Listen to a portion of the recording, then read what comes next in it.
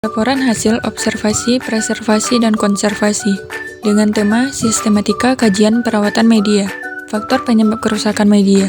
Faktor kerusakan media mengacu pada berbagai penyebab yang dapat mengakibatkan penurunan kualitas dan kondisi media, seperti buku, dokumen, atau arsip. Kerusakan ini dapat mengurangi kemampuan media tersebut untuk dimanfaatkan secara maksimal. Di antara faktor penyebabnya antara lain faktor biologi seperti binatang pengerat, yaitu tikus, serangga, kecoa, kutu, kumbang, dan jamur.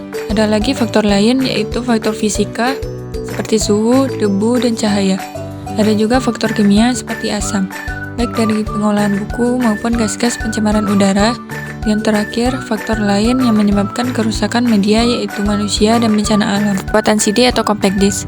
Pembersihannya menggunakan kain microfiber untuk menghapus noda dan debu tanpa merusak permukaan. Penyimpanan yaitu menyimpan CD dalam casing plastik keras untuk mencegah goresan.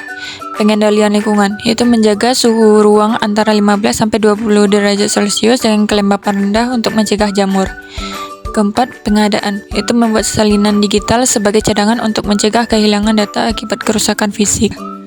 Perawatan buku dan dokumen, membersihkan debu menggunakan sikat lembut dan vakum bertekanan rendah. Perbaikan fisik dengan menjahit jilidan, mengganti sampul, dan menggunakan bahan non-asam untuk melaminasi halaman. Teknik penjilitan buku ada dua, jilid tradisional dan jilid modern. Jilid tradisional menggunakan benang katun atau linen untuk menjahit blok buku.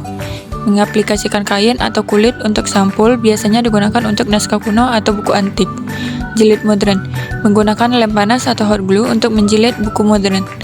Yang kedua, memakai alat penjilid mesin untuk hasil yang cepat dan rapi.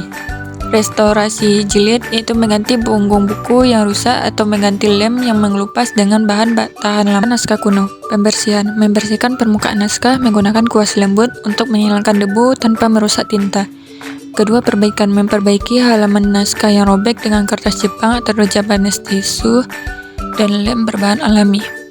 Ketiga, penyimpanan, menyimpan naskah dalam map atau kotak bebas asam dengan kelembapan terkontrol. Keempat, digitalisasi, mengubah naskah kuno ke format digital untuk mengurangi risiko kerusakan fisik akibat penggunaan. Perawatan mikrofilm, pembersihan, membersihkan gulungan mikrofilm dengan kain lembut dan sikat khusus. 2. Penyimpanan, menyimpan mikrofilm dalam kotak berbahan tahan asam pada suhu 10-15 derajat Celcius dengan kelembapan 30-40%. 3. Digitalisasi, mengonversi mikrofilm ke format digital untuk mengurangi risiko kerusakan fisik.